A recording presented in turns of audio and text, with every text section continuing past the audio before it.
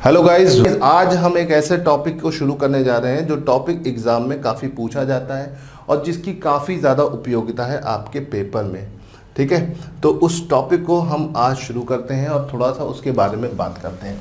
Topic का नाम है ocean current. Ocean current, Hindi में हम इसको बोलते हैं महासागरीय धारा। फ्रेंड्स, अगर हम बात करते हैं कि व्हाट इज ओशियन करंट, तो जब हम ओशियन करंट को लेकर डिस्कस करने चलते हैं तो इसमें हमारे पास बहुत सारी चीज़ें आती हैं। ठीक है, लेकिन एग्ज़ाम पॉइंट ऑफ व्यू से हम इसमें वही चीज़ें डिस्कस करेंगे जो आपके लिए मोस्ट इंपॉर्टेंट है। ठीक है, चलो फिर देखते हैं।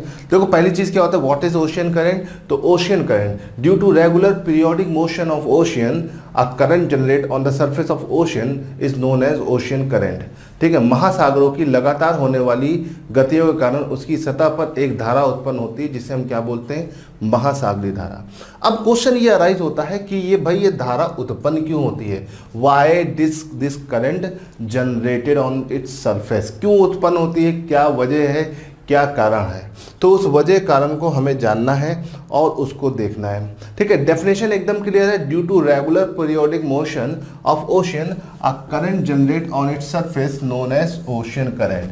ठीक है, जो ओशियंस के regular up and down motion होते रहते हैं, इस अप एंड डाउन मोशन की वजह से इसकी सरफेस पे एक करंट डेवलप हो जाती है। इसी करंट को हम क्या बोलते हैं, ओशियन करंट या महासागरीय धारा। तो friends, the definition is quite easy, but होता क्या है कि हम इसे समझ नहीं पाते हैं। तो आई होप कि आपको ये चीज़ समझ में आ गई हो। चलिए अब यहाँ से आगे बढ़ते हैं और देखते हैं कि what are the factor which affect ocean current. ठीक है, महासागरीय धारा को प्रभावित करने वाले कारक। What are the factors which effect ocean currents. What are the factors, कौन कौन से कारक होते हैं जो महासागरीय धारा को प्रभावित कर सकते हैं ना। तो कौन कौन से कारक हो सकते हैं, उनको इस पर थोड़ा सा चर्चा करनी है भाई। इसमें मेन कारक में सबसे पहली चीज जो आती है वो आता है रोटेशन ऑफ अर्थ।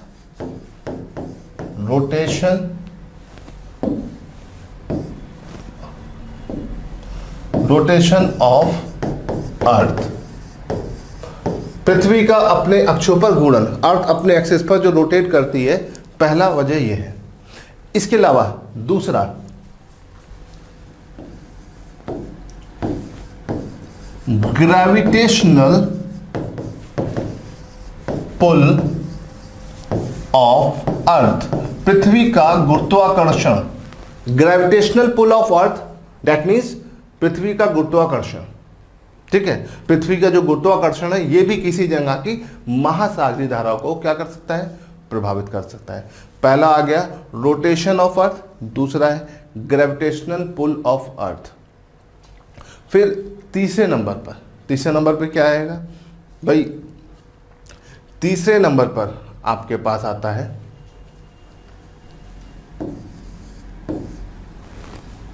आपका एटमॉस्फेरिक प्रेशर।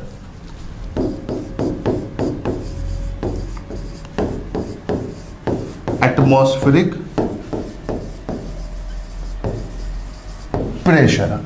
प्रेशर से क्या मतलब है, वायुमंडलीय दाब। जो वायुमंडल अपना दाब लगाता है उसकी वजह से धारा या तो नीचे या तो ऊपर होती है। तो जो ओशियन करंट जनरेट हो रही है उनको जनरेट करने के पीछे ये मेन फैक्टर्स हैं।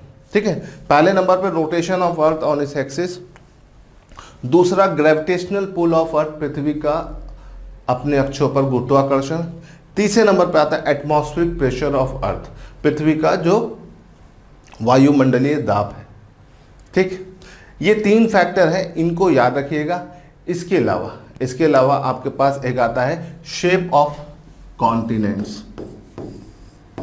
Shape of continents. तो friends, these are the basic factor which influence the ocean current of any area. किसी भी जगह की महासागरीय धाराओं को प्रभावित करने वाले ये मेन कारक हैं। ओके, तो इनको याद रखिएगा, इनको दिमाग में सेट कर लीजिएगा, ये बहुत इंपॉर्टेंट है, आपके एग्जाम में इनसे काफ़ी सारे क्वेश्चंस बनेंगे। ठीक है, हमारा जो ये सेशन है, ये सेशन 2 हिस्सों में होगा। मैं अभी भी आपको बता दूं, हम पहले पार्ट में थ्योरी पढ़ाएंगे और दूसरे पार्ट में आपको इससे रिलेटेड क्वेश्चंस भी कराएंगे। तो भाई दोनों पार्ट को अच्छे से फॉलो कर लीजिए, एग्जाम में मुझे लग रहा है इस बार ये आएगा। चलिए, तो भाई ये बेसिक चीज़ें हो गई। अब थोड़ा सा यहाँ से आगे बढ़ते हैं और ओशियन करेंट्स के टाइप्स को देखते हैं।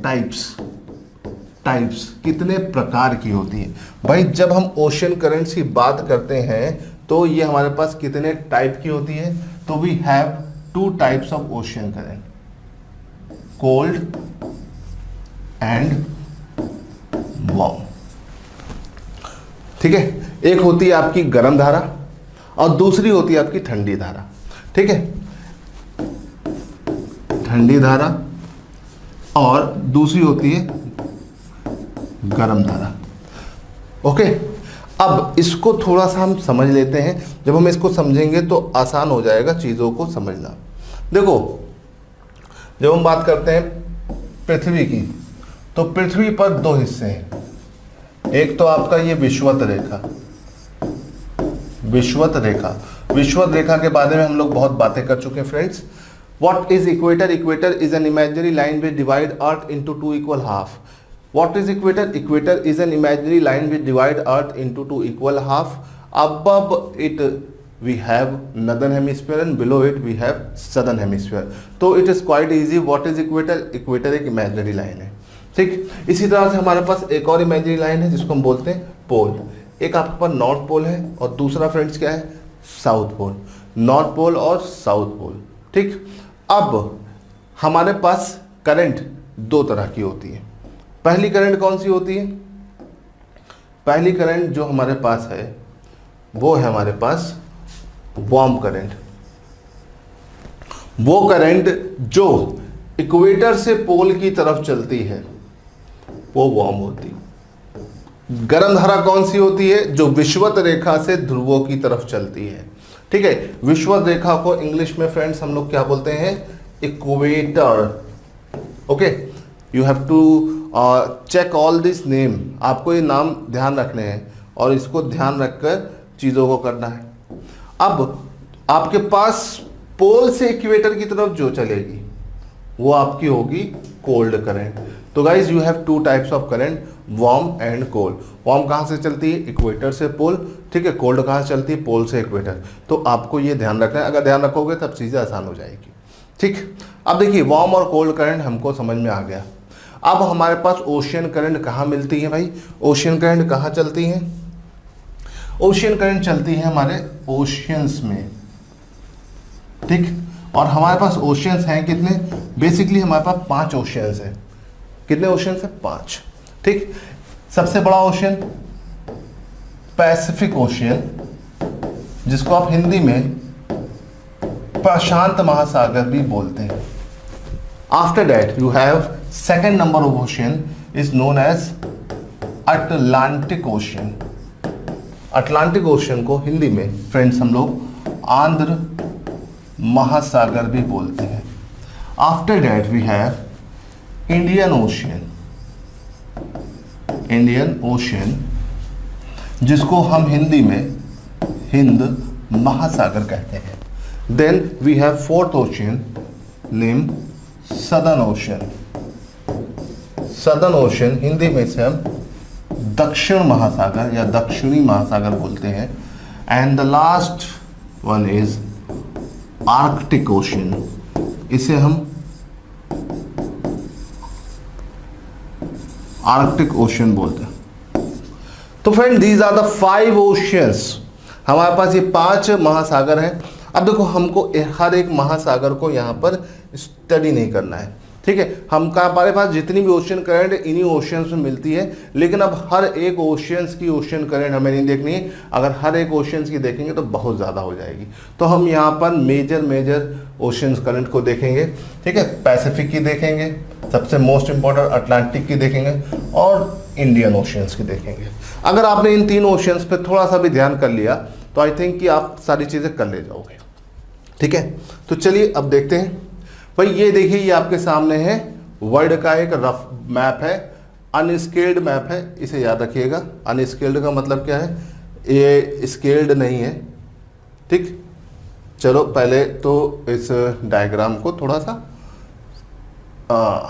ओके, थोड़ा सा और देख लेते हैं। ये मैंने थोड़ा सा डायग्राम और बड़ा कर दिया। आई होप कि आपको ये दिख रहा होगा, ठीक। और इसको थोड़ा सा उधर खिसका दें इस तरह से, और यहाँ पे से और खींच लें। बेसिकली हमारा यहाँ मोटिव इस डायग्राम को दिखाना है क्या है भाई। देखो इस डायग्राम में देखोगे तो ये देखो, ये पैसिफिक ओशियन है। ये वाला ओशियन कौन सा है? This ocean is basically known as Pacific ocean. ये आपका पैसिफिक ओशियन है। After that this ocean is Atlantic ocean. This ocean is Indian ocean. नीचे आपका सदर्न ओशियन है, और ऊपर आपका जो यहां पर है वो आपका आर्कटिक ओशियन है।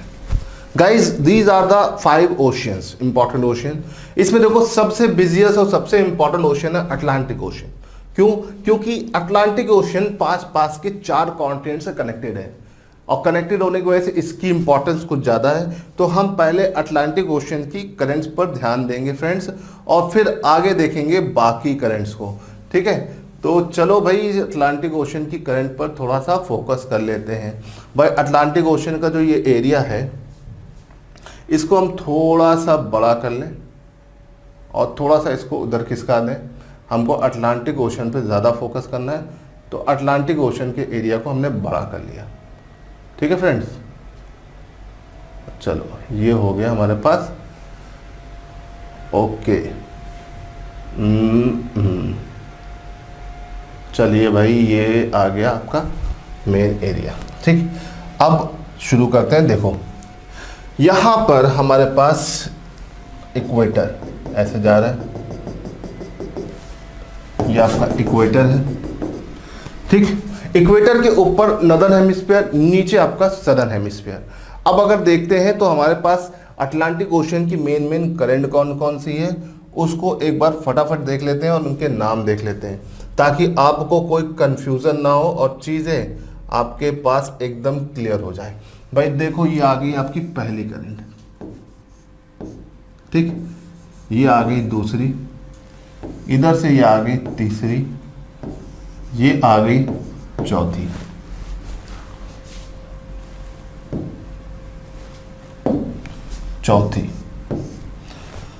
चौथे की बात गाइस, ये आ गई आपकी 5th नंबर की, ठीक। ये आपकी 6th नंबर की, और ये आपकी 7th नंबर की, ठीक है। अब गाइस इनके नाम क्या है? इनके नाम को अगर देखना है तो हम चलो इनके नाम देख लेते हैं एक बार। पहले नंबर पर आपके पास जो आती है वो आती है फ्लोरिडा। दूसरे नंबर पे आपके पास आती है गल्फ स्ट्रीम या गल्फ धारा। After that we got third one कौन सी आती है तीसरे नंबर पे? तीसरे नंबर पे आती है लेब्राडोर। फिर चौथे नंबर पर आपके पास आती है कैनरी, ठीक है। कैनरी चौथे नंबर पे आ गई फ्रेंड्स, और कैनरी के बाद आपके पास 5वें नंबर पे जो आएगा, 5वें नंबर पे कौन आ जाएगा? 5वें नंबर पे आ जाएगा आपका ब्राजीलियन करंट, और 6ठे नंबर पे वेनेजुएला, और 7वें नंबर पर आपको आएगा फॉकलैंड करंट।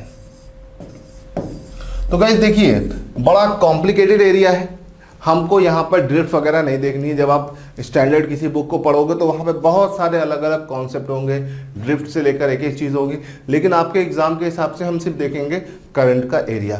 तो दीज आर द नेम 1 2 3 4 5 6 7। जैसे 1 2 3 4 5 6 7 यहाँ पे लिखा हुआ है, वैसे ही 1 2 3 4 5 6 7 जो यहाँ पर नंबर है गाइस, इसी नंबर पे लिखा हुआ है। तो इसका और इसका नाम सेम है, तो भाई नाम को ध्यान रखो। इसी नाम को हम यहाँ पर यूज़ करेंगे। ठीक है, तो चलो नाम मैंने यहाँ पे लिख दिया ताकि आपकी सुविधा के लिए। अब यहाँ पे आगे बढ़ते हैं और इसको समझते हैं। देखो हमारे पास 1 से 7 तक की करंट यहाँ पे दिख रही है। अब आपको कैसे पता चलेगा कौन सी गर्म है कौन सी ठंडी है? तो भाई मैंने थोड़ी देर पहले आपको कॉन्सेप्ट बताया। क्या बताया? I told you about the concept the current which flow from equator to pole is warm and current which flow from poles to equator is cold. तो अब ध्यान से देखो, अगर आप थोड़ा सा ध्यान से देखोगे तो आपको सब चीजें यहां पर क्लियर हो जाएंगी। देखो ये 1 नंबर वाली है, ठीक, 1 नंबर वाली देखो कहां से चल रही? इक्वेटर से पोल की तरफ। तो भाई ये कैसी होगी? वार्म। कैसी होगी? Warm, W for warm. ठीक, अब देखो 2 नंबर वाली भी ऐसी है, तो ये भी कैसी होगी? वार्म। 3 नंबर वाली देखो पोल से इक्वेटर की तरफ चल रही है, एरो देखो, एरो किधर आ रहा है? इक्वेटर की तरफ, तो ये कैसी हो गई? ये हो गई कोल्ड। फिर देखो 4 नंबर वाली, ये इक्वेटर की तरफ आ रही है पोल से, तो ये भी कैसी होगी? कोल्ड। देन 5th नंबर वाली, 5th नंबर वाली अगर आप ध्यान से देखोगे तो 5th नंबर वाली देखो इक्वेटर से पोल की तरफ जा रही है, तो ये हो गई वार्म। 6th नंबर वाली देखो पोल से इक्वेटर की तरफ जा रही है, तो ये हो गई कोल्ड। 7th नंबर वाली देखो पोल से इक्वेटर की तरफ जा रही है, ये भी कोल्ड। तो देखो यहां पर हो गया वार्म कोल्ड का पूरा पैटर्न। ठीक, तो these are the Pacific ocean, sorry Atlantic ocean main current. इन करंट पे आपकी ठंडी गर्म करंट पूछी जाती है, कौन सी ठंडी है कौन सी गर्म है, कौन सी नॉर्थ अटलांटिक ओशन में, कौन सी साउथ अटलांटिक ओशन में, कौन सी अटलांटिक ओशन की है या कौन सी अटलांटिक ओशन की नहीं है। These are the basic question asked from this area. ठीक है, अगर आप ये 7 करंट याद रखोगे तो अटलांटिक ओशन से जो भी क्वेश्चन आएगा करंट का वो आप कर ले जाओगे। ठीक है, पहला पार्ट हो गया। अब यहां से आगे बढ़ते हैं। देखिए guys, this is Pacific ocean, ये हमारा पैसिफिक ओशन का एरिया है। आप देख सकते हो इस एरिया को पूरा, ये पूरा आपका पैसिफिक ओशन का एरिया यहां पर आपको दिख रहा है। ठीक, अब इस पैसिफिक ओशन के एरिया को अगर हम देखें तो यहां पर भी आपको करंट्स मिलेंगी। चलिए उन करंट्स को एक बार देख लेते हैं, कौन सी कौन कहां पर है। देखो पहले हम इक्वेटर को यहां पे वापस ड्रॉ कर लें। इक्वेटर का जो एरिया है वो ऐसे, ये इक्वेटर की लाइन है ना। अब इक्वेटर की लाइन ये आपके पास आ गई, ठीक, और अब यहां पर हम मेन करंट देखेंगे। ठीक, नंबर 1, ठीक, दिस वन। ठीक, सबसे पहले तो आपकी आएगी ये वाली, 7 हो गई थी तो 8, फिर ये आपका 9, दिस इज 10, दिस इज 11, 12, 13। तो देखो हमने पीछे क्या देख लिया? हमने पीछे देख लिया था बेसिक 1 से 7 तक। चलिए हम यहां पर देख लेते हैं इसको एक बार फिर से। देखिए ए आपके यहां पर जो चीजें हैं यहां पर आपको क्लियर हो गई होंगी, और यहां से हम आगे बढ़ते हैं और देखते हैं कि इनके नाम क्या है। ठीक है, इनके नाम को मैं यहां पर किनारे लिख देता हूं ताकि आपको इनके नाम एकदम क्लियर हो जाए दोस्तों। ठीक है, इनके नाम को मैं यहां पर लिख रहा हूं। ठीक है, देखो 8 नंबर पे आपके पास आती है कैलिफोर्निया करंट, कैलिफोर्निया करंट। ठीक, 9 नंबर पे आएगी अलास्का करंट, 10 नंबर पे आएगी कुरोशियो, 11 नंबर पे आएगी क्यूराइल, 12 नंबर पे आएगी अल नीनो, और 13 नंबर पे आएगी हम्बोल्ट।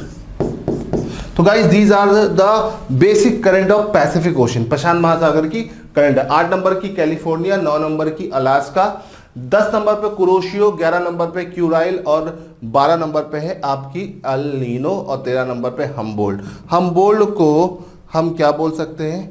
हम्बोल्ट को हम पेरुवियन करंट भी बोल सकते हैं। ठीक है, तो guys these are the current. अब इसमें अगर देखा जाए तो इसमें ठंडी गर्म को एक बार देख लेते हैं। देखो ये कहां पर आ रही है? ये इक्वेटर की तरफ आ रही पोल से, तो ये कैसी है? ये आपकी हो जाएगी कोल्ड।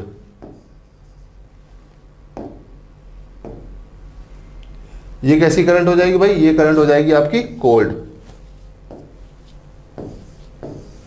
ठीक, ये देखो ये आपकी इक्वेटर से पोल की तरफ जा रही है, ये कैसी हो जाएगी फ्रेंड्स, ये हो जाएगी आपकी वार्म। देखो ये पोल से इक्वेटर की तरफ आ रही है, ये कैसी हो जाएगी, ये हो जाएगी कोल्ड। फिर ये देखो ये वाली, ये आपकी वार्म। अल नीनो भी आपकी कैसी हो जाएगी, वार्म, और ये हम्बोल्ट कैसी हो जाएगी, कोल्ड। तो इक्वेटर पोल के कॉन्सेप्ट को अगर आप ध्यान रखोगे तो वार्म और कोल्ड करंट को फिगर आउट करना कोई बड़ी डील नहीं। ठीक, यहां पर मैंने आपको बता दिया कि कौन कौन सी करंट और है जो आपके पास यहां पर है।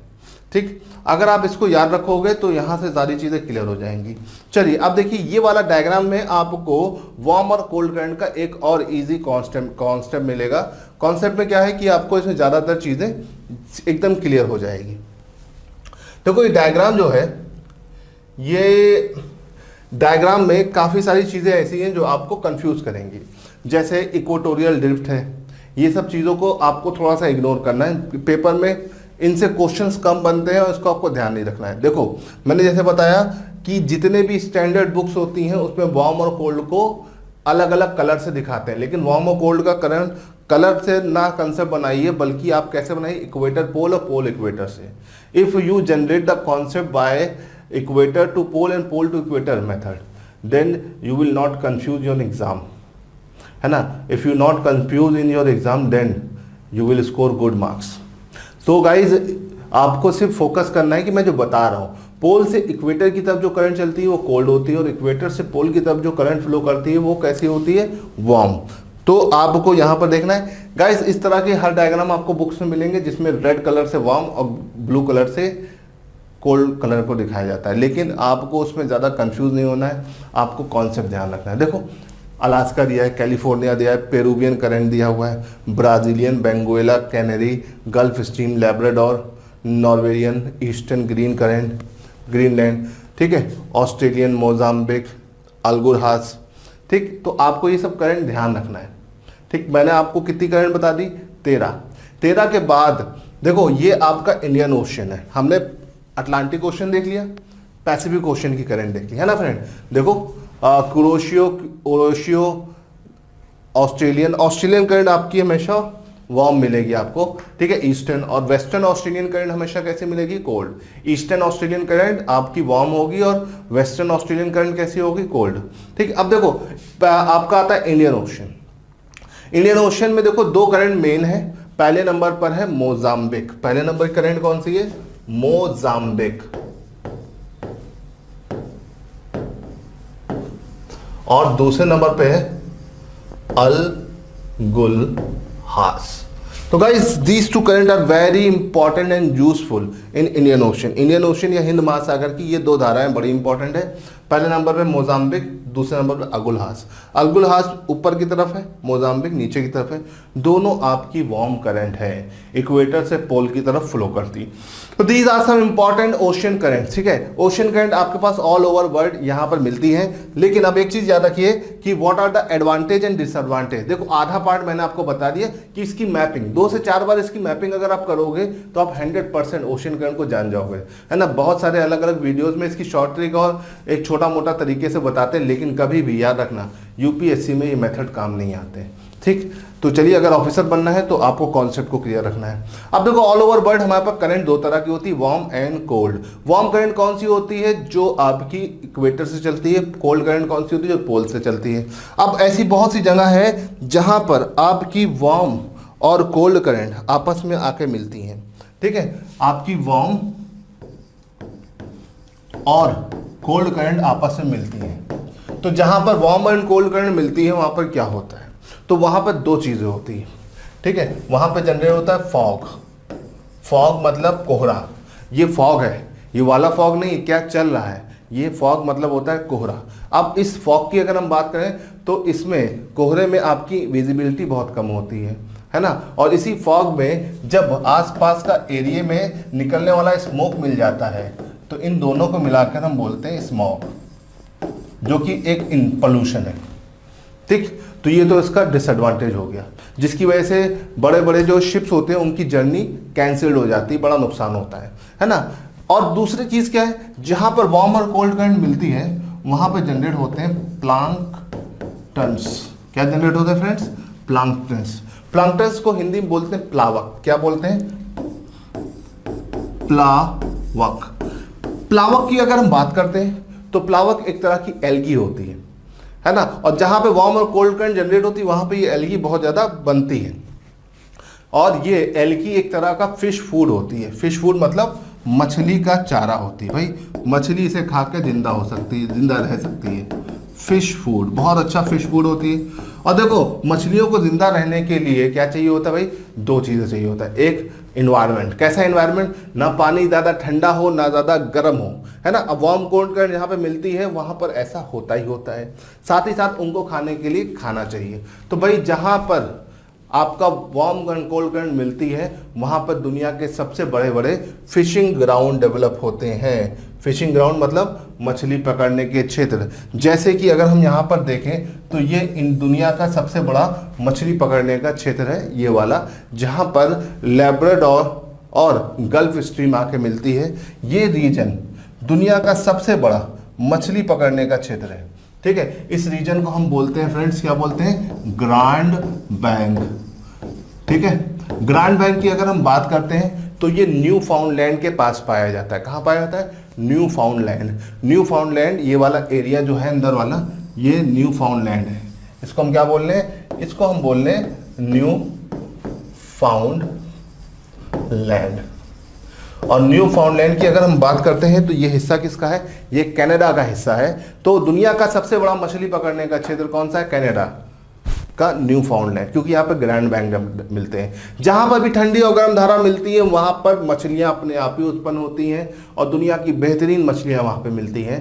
और इस वाले एरिया में ये पोल के ज़्यादा करीब है तो लोगों के पास कोई और ऑप्शन नहीं है, तो उन्होंने फिशिंग को ही अपना ऑक्यूपेशन बना रखा है। और यहाँ पर मछलियों को पकड़ने के लिए वो हाईटेक टेक्निक यूज़ करते हैं, क्योंकि यहाँ पर बड़ी बड़ी मछलियाँ टनों के हिसाब से मछलियाँ मिलती है। भाई आप इंडिया में देखोगे तो इंडिया में कैसी मछली मिलती है? छोटी छोटी, कुछ कुछ किलो की, 100 किलो 150 किलो ऐसे सबसे भारी मछलियाँ मिलती हैं। यहाँ पर टनों के हिसाब से होती हैं, है ना। इंडिया में क्या किया? जाला डाला, मछली पकड़ ली, है कि नहीं? या वो फेविक्विक लगाया और मछली पकड़ के ले आए। लेकिन यहाँ पर ऐसा नहीं कर सकते।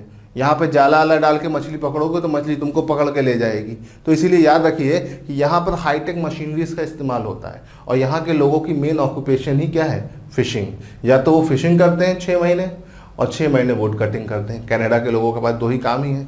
तो अगर देखा जाए तो ये एक इम्पॉर्टेंट फिशिंग ग्राउंड है दुनिया का। इसी तरह से यहाँ लंदन के पास आपके पास मिलेगा डोंगर बैंक। डोंगर बैंक जो है ये लंदन में है और ये भी एक बड़ा फिशिंग ग्राउंड है, मछली पकड़ने का क्षेत्र है। क्यों? क्योंकि यहाँ पर भी ठंडी और गर्म धारा मिलती है। तो यहाँ पर याद रखिएगा कि दो बड़े बड़े फिशिंग ग्राउंड आपके अटलांटिक ओशन में पाए जाते हैं, इसको मत भूलिएगा। ठीक है, ग्रैंड बैंक न्यू फाउंडलैंड कनाडा, डोंगर बैंक लंदन इंग्लैंड। जैसा भी आपको एग्जाम में क्वेश्चन मिले आप कर सकते हो। फिलहाल मैं इसके क्वेश्चन जब आपको बताऊंगा तो आपको सब चीज़ें एकदम क्लियर हो जाएंगी। बस इस वीडियो को अच्छे से 2-3 बार देखे रहिएगा और अगला वीडियो जो आएगा उसको फिर आराम से सॉल्व करते चलिएगा। ठीक है, चलिए अब यहाँ तक आपको फ्रेंड्स हो गया है क्लियर। ठीक है, दुनिया के सबसे बड़े बड़े मछली पकड़ने के क्षेत्र कहाँ मिलते हैं? यहीं पर मिलते हैं। कहाँ पर? जहाँ पर ठंडी और गर्म धारा मिलती है। अब अगर ध्यान देते हैं, हमारे पास अटलांटिक ओशन की इंपॉर्टेंस बहुत है। ठीक है, इसकी क्या इंपॉर्टेंस है उसकी इंपॉर्टेंस को एक बार और देख लेते हैं। देखो यहाँ पर इसी अटलांटिक ओशन में इस मिडिल वाले एरिया में जहाँ पे आपकी Florida, Gulf stream of canary मिलती है, बीच में यहाँ पर एक वर्चुअल सी पाया जाता है। इस सी को हम बोलते हैं सरगासो सी। अब सरगासो सी, इसका नाम सरगासो क्यों पड़ा है? क्योंकि यहाँ पर सरगासम घास पाई जाती है और जहाँ तक ये घास पाई जाती है वहाँ तक समुद्र के अंदर कुछ नहीं मिलता है, इसीलिए इसे समुद्र का रेगिस्तान, ठीक है, डेजर्ट ऑफ ओशन कहा जाता है। ठीक है, इसे याद रखिएगा। महासागरों का रेगिस्तान किसे कहा जाता है? सरगासो को। ठीक है, सरगासो दुनिया का इकलौता ऐसा ओशन है which does not have any coastal line. The only ocean of the world which does not contain any coastal line is Sargasso sea. ठीक है, आमतौर पे जितने भी सागर होते हैं उनका कोई ना कोई किनारा होता है, इस सागर का कोई भी किनारा नहीं है, है ना। भाई सागर का किनारा होता है कि नहीं होता है? अगर आप देखेंगे तो एक बहुत ही फेमस एक्टर है रणबीर कपूर, जिनके फादर की भी डेथ हो गई है, ऋषि कपूर। उनकी बहुत ही फेमस पिक्चर आई थी, इन्होंने गाना गा के बताया था, सागर किनारे। तो भाई उन्होंने गाना गा के एकदम फैक्ट बात बताई थी कि सागर का हमेशा किनारा होता है, लेकिन इस सागर का एक कोई भी किनारा नहीं है। The only sea without any coastal line is Sargasso sea. वो सागर जिसकी कोई तटवर्ती सीमा नहीं है वो है सरगासो सी। सरगासो सी दुनिया का एकमात्र ऐसा सागर है जिसकी कोई तटवर्ती सीमा नहीं है। ठीक है, दूसरा question, the sea inside any ocean. वो सागर जो किसी महासागर के अंदर है, सरगासो सागर। ठीक है, तीसरा क्वेश्चन, सरगासो सागर कहाँ मिलेगा? अटलांटिक महासागर में। कहाँ मिलेगा? What is the location of Sargasso sea? Sargasso sea location is in Atlantic ocean. In which Atlantic ocean? Northern और सदर्न?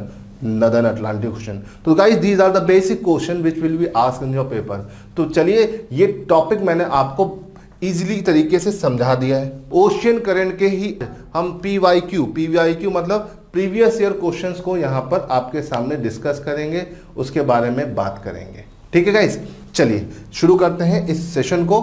ठीक, देखो ओशियन करंट जो होता है वो आपका किसके अंदर आता है भाई? ये आता है आपका एटमॉस्फेयर के अंदर। ठीक है, तो एटमॉस्फेयर, ओशनोलॉजी, इन सब के अंदर आता है। तो यहां पर देखो एक क्वेश्चन है एटमॉस्फेयर का, तो इस एटमॉस्फेयर के क्वेश्चन से हम शुरू करते हैं। The decrease of air temperature with increasing altitude in the atmosphere is called vertical temperature gradient. वायुमंडल में बढ़ती ऊंचाई के साथ साथ वायु के तापमान में ह्रास ऊर्ध्वाधर ताप प्रवणता कहलाती है। In troposphere air temperature decreases with increasing altitude due to radiation of earth. क्षोभ मंडल में बढ़ती ऊंचाई के साथ वायु का तापमान में ह्रास भूमि के विकिरण के कारण होता है। ठीक है, तो देखो भाई ये पहला और दूसरा, ये दोनों स्टेटमेंट एक दूसरे सही है, और दूसरा वाला जो है ये पहले वाले को सही तरीके से जस्टिफाई करता है। क्यों? क्योंकि हमारे एटमॉस्फेयर में जो पहली लेयर है क्षोभ मंडल, उस पर नीचे से ऊपर जाने पर टेम्परेचर घटता है। इसको हम बोलते हैं नॉर्मल लैप्स रेट। ठीक है, इस नॉर्मल लैप्स रेट की वैल्यू जो होती है, ठीक है, वो कितनी होती है? 165 मीटर पर डिग्री सेल्सियस, है ना। 165 मीटर ऊपर जाने पर 1 डिग्री सेल्सियस डिक्रीज होता है टेम्परेचर, है ना। और वो इस वजह से होता है क्योंकि जो अर्थ की रेडिएशन आ रही होती है नीचे से ऊपर, वो धीरे धीरे आते आते कम हो जाती है। तो गाइज इसमें क्या है, स्टेटमेंट 1 और स्टेटमेंट 2 दोनों सही है, और स्टेटमेंट 1 का सही एक्सप्लेनेशन है। तो भाई इस तरह का क्वेश्चन मिलेगा तो इसमें ये आंसर आप लगा सकते हो, और ये इसका सही जवाब है। चलिए दोस्तों, यहां से अब आगे बढ़ते हैं और अगले क्वेश्चन को देखते हैं। अगला क्वेश्चन हमारे सामने है स्टेटमेंट 1 और स्टेटमेंट 2 का फिर से। ठीक है, स्टेटमेंट 1 स्टेटमेंट 2 में देखो आगे है पहला statement, grand bank are one of the major fishing ground of the world due to the presence of vast continental shelf. ठीक है, plankton grown in the shallow water. देखो यहां पे क्या है, बोला जा रहा है वृद्ध महाद्वीपीय शेल की विद्यमानता के कारण ग्रैंड बैंक विश्व का प्रमुख मत्स्य क्षेत्रों में से एक है। प्लावक उथले जल में उगते हैं। ठीक है, तो अब बताइए, देखिए दोनों स्टेटमेंट एकदम सही है, दोनों स्टेटमेंट सही है, बट यहां पर जो स्टेटमेंट 1 है स्टेटमेंट 2 जो है, क्या ये एक दूसरे का स्टेटमेंट 2 स्टेटमेंट 1 का सही जस्टिफिकेशन है कि नहीं है, इसको बताइए। देखिए मैंने आपको पिछले लेक्चर में बताया प्लांक्टन्स या जो प्लावक होते हैं, ठीक, ये एक अच्छा फिश फूड होते हैं, मछली का चारा होते हैं, और ये कहाँ पर उगते हैं? जहाँ पे ठंडी और गर्म धारा मिलती है, और ठंडी और गर्म धारा मिल रही है ग्रैंड बैंक पे, तो ये प्लावक या प्लांक्टन यहाँ पर बहुत उगते हैं, और जिसकी वजह से इसका कॉन्टिनेंटल शेल्फ वास्ट होने की वजह से ये दुनिया के सबसे बड़े फिशिंग ग्राउंड में आता है। तो भाई स्टेटमेंट 1 और स्टेटमेंट 2 दोनों सही है, और statement 2 is the correct explanation of statement 1, तो ये भी सही है। तो यहां पर ऑप्शन होगा ए, जो स्टेटमेंट वाले क्वेश्चन होते हैं वहां पर इसी तरह का क्वेश्चन बनता है। चलिए फ्रेंड्स, अब आगे बढ़ते हैं। अगला क्वेश्चन बहुत आसान सा क्वेश्चन है ओशियन करंट का। भाई मैंने आपसे बोला था उसकी प्रैक्टिस जरूर करिएगा, जो मैंने लास्ट क्लास में अटलांटिक ओशन, पैसिफिक ओशन और इंडियन ओशन की कुल मिला के 15 करंट आपको बताई थी। उन करंट पर ही बेस्ड यहाँ पर क्वेश्चन है, which of the following is a warm ocean current. निम्नलिखित में से कौन सी एक कोष्ण या उष्ण महासागरीय जलधारा है ना। देखो लेब्राडोर, कुरोशियो, पेरू, वेंगुएला। अगर आप यहां पर ध्यान से देखोगे, ठीक है, तो देखो ये और ये तीनों क्या है आपकी कोल्ड करंट है। कैसी करंट है? कोल्ड करंट है। ठीक, यहां पे बचे क्या? कुरोशियो। तो गाइस यहां पर कुरोशियो आपकी कैसी करंट है? वार्म। इसको ध्यान रखिएगा। ठीक, कुरोशियो किस तरह की करंट है फ्रेंड्स? ये आपकी वार्म करंट है, इसको ध्यान रखना। ठीक, इसको अगर ध्यान रखोगे तो चीजें आसानी से आपको क्लियर रहेंगी। चलिए अब यहां से आगे बढ़ते हैं अगली क्वेश्चन पर। ठीक है, अगला क्वेश्चन है movement of tide are mostly determined by. देखो ये भी आपका एक टाइड का क्वेश्चन है, लेकिन यहां पर मैंने कर दिया है movement of tide mostly determined by. ठीक है, ज्वारों का संचालन अधिकतर किसके द्वारा निर्धारित होता है? तो बहुत आसान सा क्वेश्चन है, रोटेशन ऑफ अर्थ, पृथ्वी के अपने अक्षों पर घूर्णन के कारण। ठीक है, एल्बिडो प्रभाव, पवन वेग, पृथ्वी की परिक्रमा, ये बिल्कुल नहीं है। इसका सही जवाब क्या है? रोटेशन ऑफ अर्थ, क्योंकि टाइड को तीन चीजें ही प्रभावित कर सकती है, पृथ्वी का गुरुत्वाकर्षण बल, चंद्रमा का गुरुत्वाकर्षण बल और ज्वार भाटा किसके द्वारा प्रभावित हो सकता है? पृथ्वी के अपने अक्षों पर घूर्णन के कारण। ठीक है फ्रेंड्स, चलिए अब यहां से आगे बढ़ते हैं और अगले क्वेश्चन की तरफ चलते हैं। अगला क्वेश्चन है which of the following is a warm ocean current. इनमें से कौन गर्म धारा है? गर्म धारा आपको फिगर आउट करनी है। लैब्राडोर, कुरोशियो, पेरू और बेंगुएला। तो देखो यहां पर फिर वही क्वेश्चन आपके पास आ गया है। ये क्वेश्चन 2 बार आपके पेपर में आ चुका है, इससे आप समझ सकते हो। ठीक है, यहां पर देखो लैब्राडोर आपका अटलांटिक ओशन में है। ठीक है, पेरू आपका पैसिफिक ओशन में, बेंगुएला आपका अटलांटिक ओशन में, कुरोशियो आपका पैसिफिक ओशन में।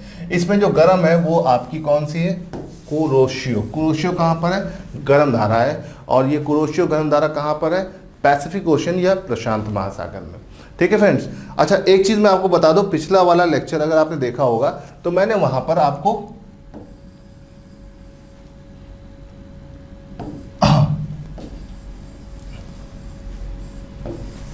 ये आपका अमेरिकन महाद्वीप है, ऊपर नॉर्थ और नीचे साउथ है ना, और ये आपका एशिया महाद्वीप है और यहां पर बीच में कहीं इक्वेटर जा रहा है।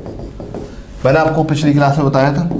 ठीक है, तो मैंने आपको यहाँ बताया था ये वाला जो है ये आपकी कैलिफोर्निया करंट है, कैलिफोर्निया करंट। ठीक, ये वाली जो है वो अलास्का करंट है, ये वाली जो है वो क्यूराइल है और ये वाली जो है वो कुरोशियो है ना। मैंने थोड़ा सा पिछली क्लास में एक गड़बड़ी कर दी थी, उसको सुधार लीजिएगा। क्यूराइल कुरोशियो इंटरचेंज हो गई थी, इनको सही कर लीजिएगा। क्यूराइल नीचे होगी और कुरोशियो नीचे होगी और क्यूराइल ऊपर होगी, क्योंकि दोनों का नाम एक ही जैसा होता है तो अक्सर कंफ्यूजन हो जाता है, तो इसे ध्यान रखिएगा। क्यूराइल कुरोशियो है ना, Kuril is a cold current और Kuroshio is a warm current, इसको ध्यान रखिएगा। मैंने पिछली क्लास में थोड़ा सा इसको क्या किया था, थोड़ा ऊपर नीचे कर दिया, तो इसको करेक्ट कर लीजिएगा, इस गलती को सुधार लीजिएगा। चलिए अब गाइस यहाँ से आगे बढ़ते हैं और अगला क्वेश्चन आता है, सरगासो सागर के बारे में निम्नलिखित में से कौन सा कथन सही नहीं है? Which of the following is not correct about Sargasso. इनमें से कौन सा सही नहीं है? सरगासो देखो मैंने पिछली क्लास में आपको बताया था, इसीलिए बताया क्योंकि इससे क्वेश्चन बनता है। ठीक, महासागरीय धाराओं के प्रति चक्रवाती परिचालन इसकी विशेषता है। अटलांटिक महासागर में इसकी सर्वाधिक लवणता पाई जाती है। यह गल्फ स्ट्रीम के पश्चिमी और कैनेडी के पूर्व में स्थित है। अच्छा, और यह शांत और गतिहीन जल के वितरण गति में सीमित है। भाई देखो अगर इसको हम देखें कहां पर, आपका सरगासो सागर, तो भाई देखो सरगासो सागर को हमने लास्ट क्लास में बताया था। भाई सरगासो सागर कहां पर है? ठीक, ये आपका अटलांटिक महासागर में पाया जाता है, अटलांटिक महासागर। ठीक, फ्लोरिडा, ठीक, फ्लोरिडा के अलावा लैब्राडोर और लैब्राडोर के अलावा कैनेडी, इसके बीच में यहाँ मिलता है।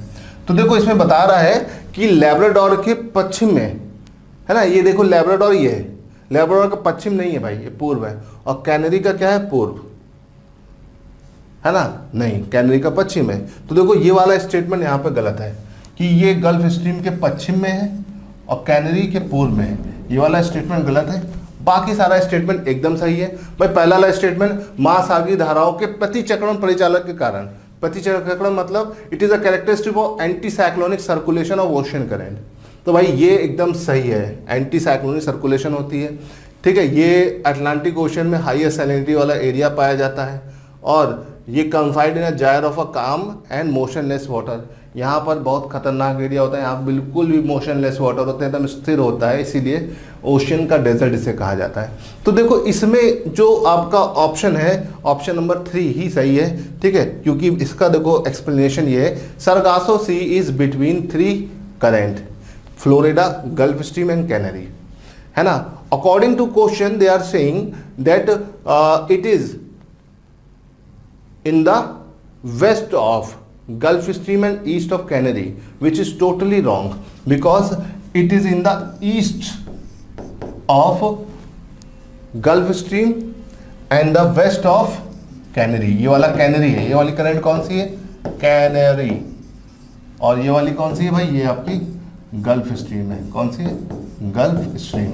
तो गाइस थोड़ा सा इसे ध्यान रखिएगा, ठीक है। चलिए अब यहां से आगे बढ़ते हैं अगले क्वेश्चन की तरफ।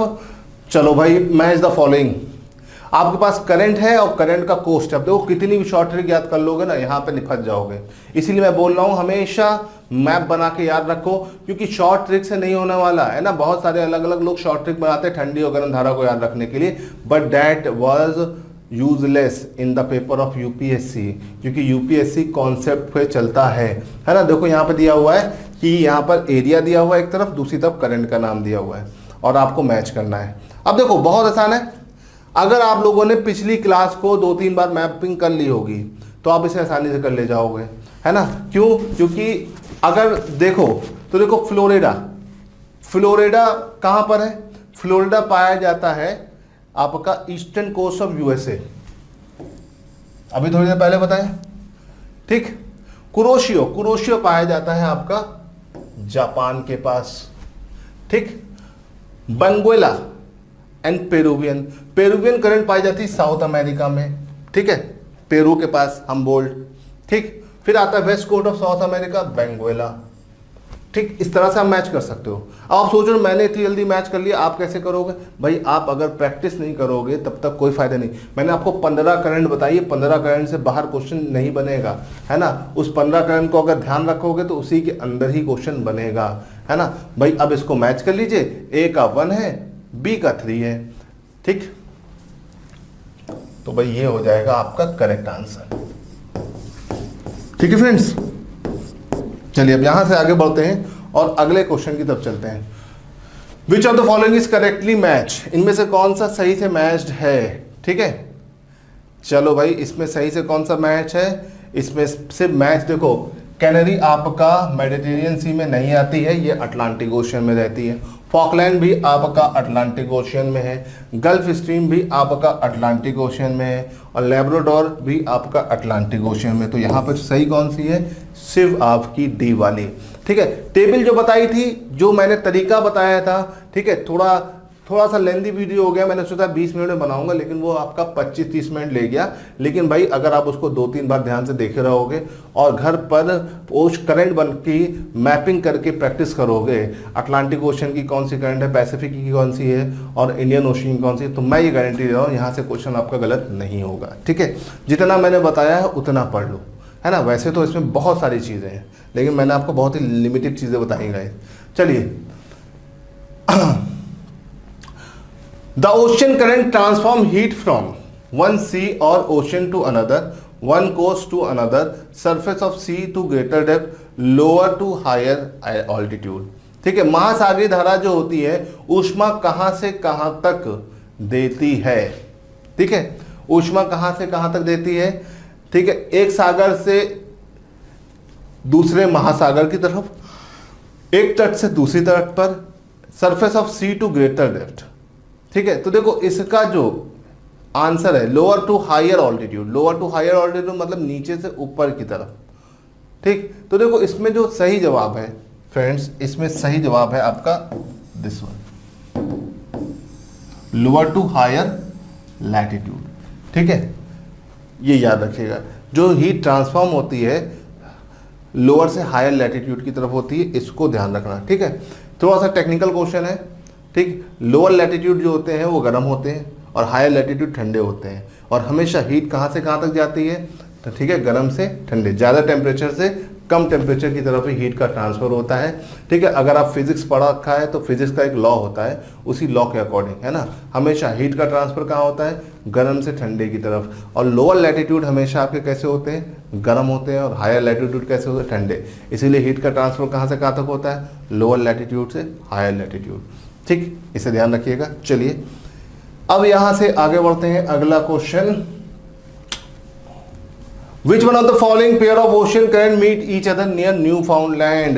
न्यूफाउंडलैंड देखो आ गया वापस, है ना, ग्रैंड बैंक न्यूफाउंडलैंड मैंने आपको बताया था पिछली क्लास में, है ना। देखो बहुत यूजफुल चीजें मैं बता चुका हूं और उन्हीं यूजफुल चीजों पर यहां पर क्वेश्चन बनेगा, ठीक है। ग्रैंड बैंक जो होता है आपका अटलांटिक ओशन में पाया जाता है, और यहां पर दो करंट मिलती है। कौन सी दो करंट मिलती है, गल्फ स्ट्रीम एंड लैब्राडोर, ठीक है। एनडीए में 2-3 बार आ चुका है, ठीक है। 94 में तो आया ही था, बाद में आपके पेपर उसमें और भी आ रहा है, ठीक है, इसको याद रखिएगा, ठीक। न्यूफाउंडलैंड के पास ये दोनों करंट मिलती है। चलिए अब यहां से आगे बढ़ते हैं। Two main cold current in the North Pacific Ocean are known as, ठीक है। नॉर्थ पैसिफिक ओशन या उत्तरी प्रशांत महासागर में ठंडी धारा इन दोनों में से कौन सी है ना, तो वो ठंडी धारा कौन सी है उसको आपको बताना है। तो देखो मैंने अभी बताया था ओयाशियो, ओयाशियो जो है ये क्यूराइल का दूसरा नाम है। किसका नाम है, क्यूराइल का, ठीक है। क्यूराइल का दूसरा नाम है ओयाशियो, और क्यूराइल कैसी करंट थी, ठंडी, और कैलिफोर्निया कैसी, ठंडी। तो भाई इसका सही जवाब हो जाएगा दिस वन, ठीक है। क्यों, कुरोशियो देखो तुम्हारी गर्म है, पहले ही बात हो चुकी है, यहाँ पे भी कुरोशियो आ गया है, ठीक है। और ये इक्वेटोरियल का पार्ट जितना होता है वो तो गर्म होता ही है, ठीक। तो इसका बहुत आसान सा है, ठीक है। बस एक चीज याद रखिए, ओयाशियो, ओयाशियो मतलब होता है क्यूराइल का दूसरा नाम, ठीक है। इसको ध्यान रखना फ्रेंड्स, इसको ध्यान रखोगे तो गलती नहीं करोगे। चलिए अब क्वेश्चन है, which of the following statement are made by the ocean current, ठीक है। अब आप इस स्टेटमेंट को पढ़िए और बताइए इसमें से कौन सा सही है। They are warm of the west coast of the continent within the tropic, ठीक है। ट्रॉपिक के अंदर ये वार्म होते हैं।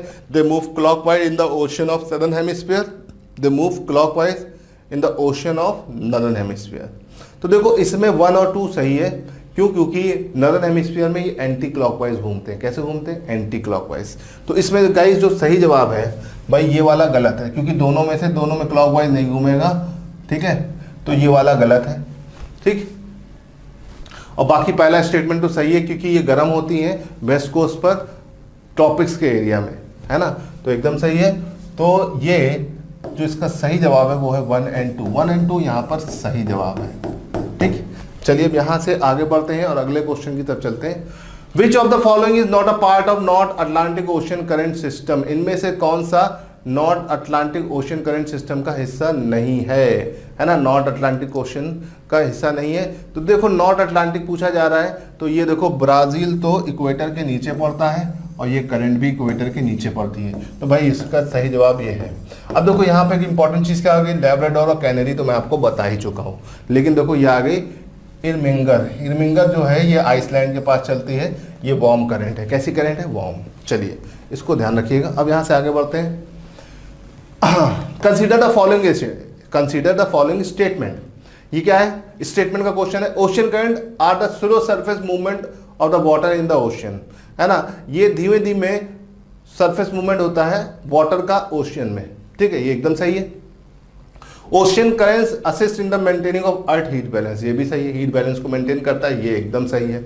Ocean current are set in the motion of primarily by prevailing wind, ठीक है। Ocean current are the set in the motion primarily by the prevailing wind, ये भी सही है। Ocean current affect by the configuration of the ocean, ये भी सही है। भाई देखो ये बहुत इंपॉर्टेंट क्वेश्चन है, पेपर खराब होगा तो 100% आएगा, पेपर खराब होगा तो ये क्वेश्चन आएगा, ठीक है। एक भी चारों में से कोई भी एक स्टेटमेंट आपको क्लियर नहीं होगा, अगर आप ध्यान से वीडियो को पॉज करके स्टेटमेंट को 2 से 3 बार पढ़ोगे तब समझ में आएगा।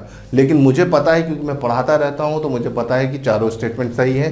तो भाई ये चारों स्टेटमेंट यहाँ पर सही है। All are correct. ठीक है, चलिए अब यहां से आगे बढ़ते हैं और हमारा अब जितने भी मेन क्वेश्चन है वो हमने यहां पर पूरा कर दिया है गाइज। चलिए इसी के साथ हम इस सेशन को एंड करते हैं और हमारे भाई टेलीग्राम चैनल को भी फॉलो करते रहिए। चलिए भाई आज के लिए इतना रहने देते हैं। जय हिंद।